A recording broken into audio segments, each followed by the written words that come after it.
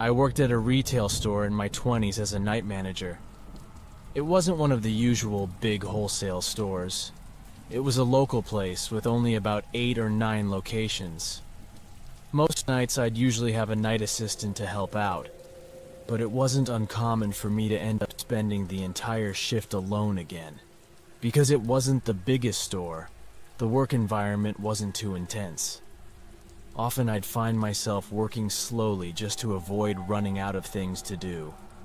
This was one of those nights where I was alone and working at a steady pace. At the start of my shift, I loaded some boxes and moved to the aisles to begin organizing the merchandise. It didn't require much mental effort, so my mind wandered elsewhere, just thinking about random things without really paying attention. I went through about 3 aisles until a knock on the entrance door startled me. I almost didn't register what it was because I was so lost in thought. But once I realized, I became very confused. I heard them knock again hard enough to echo throughout the store. I walked to the end of the aisle and looked through the large front window, seeing a man with a hat standing at the door. I approached from the other side. "We're closed. Won't open until 8 a.m., I said through the glass. The man stared at me but didn't say anything.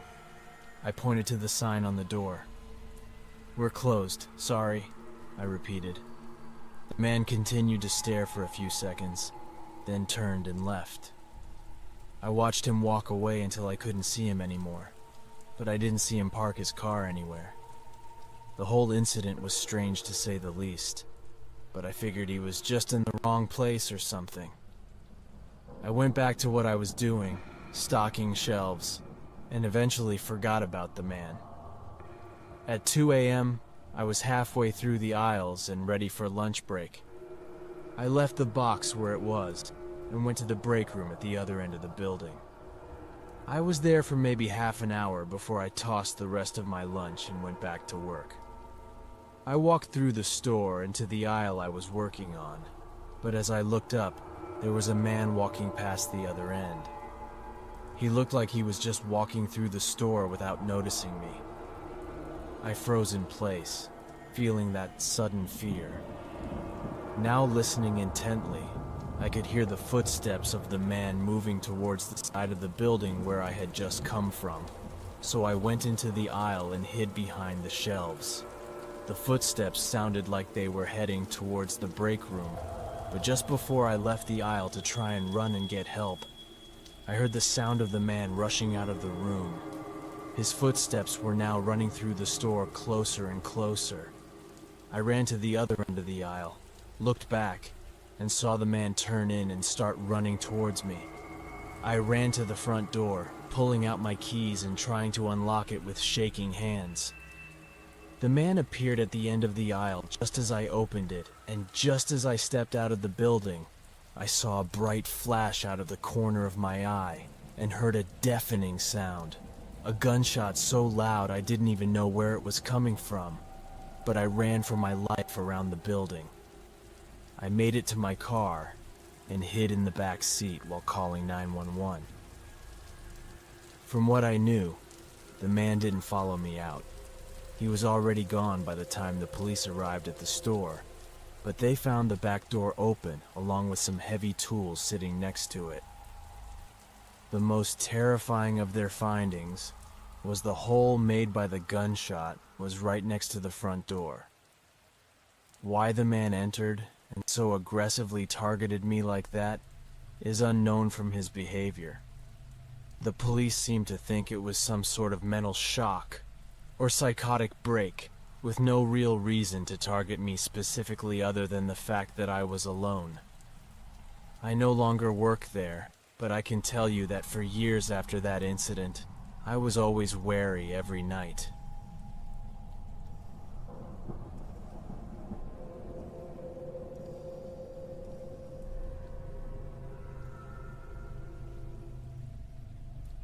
I worked at a restaurant with my brother during our high school years. It was a very small restaurant in the outlet shopping center. The two of us worked as servers there, but because the place was small, we often pitched in around the place. washing dishes, delivering orders, or whatever they needed. But after only a year of working there, my brother graduated from high school and chose to go to college, so he quit. But I continued to work there. It happened a few months before I eventually left the job. It was a Friday, so I was working later than usual on weekdays. The restaurant stayed open until midnight every night, but because of school, I usually never stayed too late, no later than 8 or 9. However, that night I was scheduled to close with the manager. Everything was pretty normal, slowing down around 8, and a few people came in to pick up orders for the rest of the night. But at 10:30, my manager received a delivery call. By 11 o'clock, I was driving out of the parking lot and onto the road. The address given on the receipt was only 8 minutes away from the restaurant, but as I drove a few minutes down the road, I got a call from my manager. I answered immediately, thinking they must have canceled, but it turns out the guy called back saying he gave the wrong address. I had to pull over and write down the new address. I typed the new address into the GPS, but soon I knew something was off. It wasn't close at all. It was 25 minutes in the opposite direction of my destination. If they had given this address from the start, the order would have never been accepted. I thought about going back to the restaurant and telling my manager, knowing that he would understand, but I was already out and we had already made the order, so I just started driving. The streets were pretty deserted around town at this time of night, but the further I drove, the emptier the streets became. Like I hadn't even seen another car for the last 5 minutes of my drive. I was in the outskirts where most of the buildings and houses turned into fields and trees. As I approached the street with the given address, all I saw was a row of houses with all the lights off. As I passed more houses, some of them had porch lights on, but still felt deserted. It's worth noting that these weren't the best houses at all.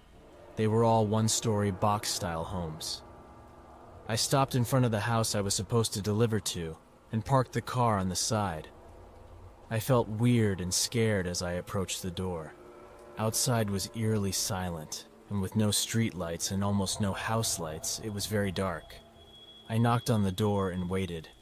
A minute passed with no sign of anyone in the house, and I started to feel a little uncomfortable.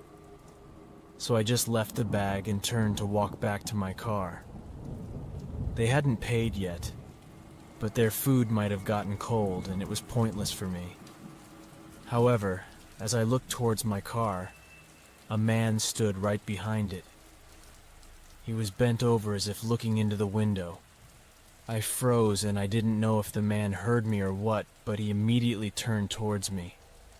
I could barely see his face, but he was older. "Do you need something?"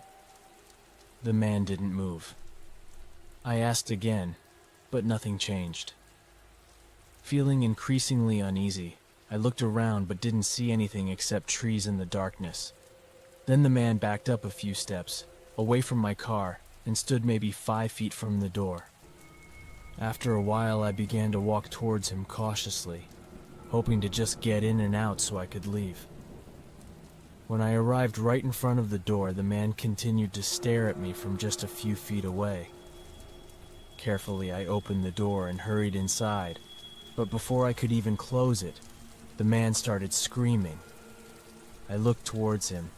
Now he was facing towards the woods and just screaming. I turned my head slightly to see where he was looking, and in the woods, I could see 2 or even 3 figures rushing towards my car. My immediate thought was that this was a trap and I needed to leave immediately before something happened. I immediately turned back and backed out as the man beside me tried to move behind the car in an attempt to stop me. I could hear and see a group of men shouting at me as I sped away. The police were called, and although not much was found, there were a few things.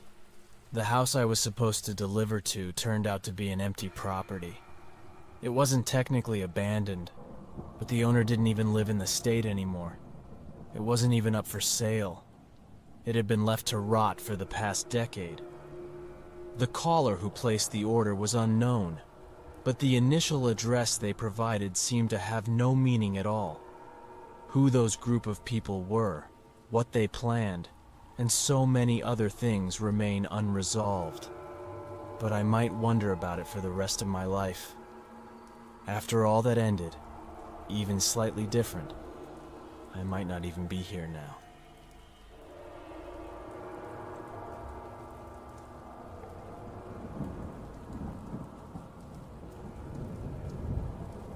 It was a snowy night when I parked my car in the gas station parking lot where I worked the night shift from 11 to 7, and I had been working there for several months prior. I wasn't particularly fond of this job, but it was hard to find another place to work. And because of some things in other aspects of life, the night shift was the best fit for my personal schedule. Nevertheless, I always showed up to work every night feeling tired and struggling to get through each shift. I parked my car in front of the building next to the only other car in the parking lot, which belonged to my coworker. Then I went inside and took over his shift. He left a few minutes later, and then it was just me alone for the rest of the night.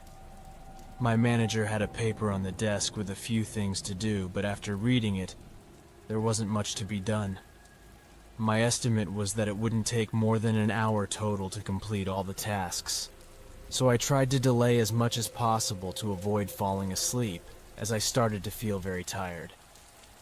However, as I sat behind the desk and it was around midnight, a car pulled into the station. I looked out the window and saw an old SUV parked at one of the pumps. Of course, because it was snowing outside, most people weren't driving, but getting a customer every now and then was common. I went back to my phone and scrolled through some videos, not paying much attention for about 10 minutes, until I looked out again and saw the SUV still there by the pump. Its headlights were off and its door closed, as if it should have been pumping gas, but it had been that way for too long. I stood up and approached the window, looking around the buildings both sides, but there was no one outside. If they had been inside the car for the last 10 minutes with the engine off, they'd surely be freezing. Because it was snowing and windy, I honestly felt a bit worried for them. I paid more attention for the next few minutes, waiting to see movement through the dark window, or for someone to return inside their car, but nothing happened. It's like the car was just abandoned by the pump. After thinking for a moment, I put on my jacket and went outside. I immediately knew I was right. It was too cold for anyone to be inside a car with the engine off, or even to be outside for more than a few minutes. I hurried to the car and looked around, then brought my face closer to the window and tried to see inside. "Hello! Is anyone in there? Just checking if you're okay," I called out, but from what I could see, there was no one inside. It wasn't easy to see clearly, so there could have been someone inside, but I was pretty sure there wasn't. Now even more confused, I backed away and looked around the empty gas station parking lot before starting to walk back. Now, with my eyes not focused on the car, I just looked at the ground and saw shoe prints in the snow leading towards the building. Not at the front of the building, but somewhat to the side. I looked back and saw that they seemed to come from the car, but at this point, I froze and didn't want to investigate further without a little warming up first. I went back inside and turned on the small heater next to the cashier desk, putting my hands in front of it to warm them up. I was only inside for 30 seconds to a minute before the sound echoed through the building from behind me. I turned, seeing nothing, then walked around the desk and towards the back on the floor. There was a puddle of dirty melted snow from someone's shoes. Feeling cold, I approached the back room and turned into the corner where the storage room was located. Standing in the darkness behind one of the shelves, I could see the silhouette of someone. They were tall with broad shoulders and had a thick beard, and they were staring directly at me. My heart stopped for a moment, but after the initial shock, my reaction was just to walk back to the cashier desk. I don't know why. Maybe I was too shocked to react properly after staring at the storage room door for I don't know how long. I quietly grabbed the store phone and dialed the police, whispering for help. Then I underwent the most nerve-wracking 10 minutes of my life as I waited. During this time, I didn't hear or see anything from the storage room, which honestly added to my fear. Somehow, the man never came out to confront me. When 2 police officers finally arrived and went inside, I quietly told them where the man was. They searched the room while I stayed in front, but I was surprised when they came out with no one else. The man was already gone. The footprints from the dirty shoes surrounded the back door, but outside, fresh tracks in the snow led straight away from the gas station, directly into the long, dark, empty field that continued on. Of course, it was impossible for anyone to search there at night, but even when they did it in the next few days, they found nothing. I mean, the field was so vast, he could have gone anywhere, but that night was so cold and windy that I was almost sure they would find a body. The SUV was taken in for hopefully more information. I don't know how or why, but somehow they couldn't find any ownership history. So it left us only with what we knew from that night, and we still only have that. Who the man was and what he did remains a mystery, and where he is now is just as unknown.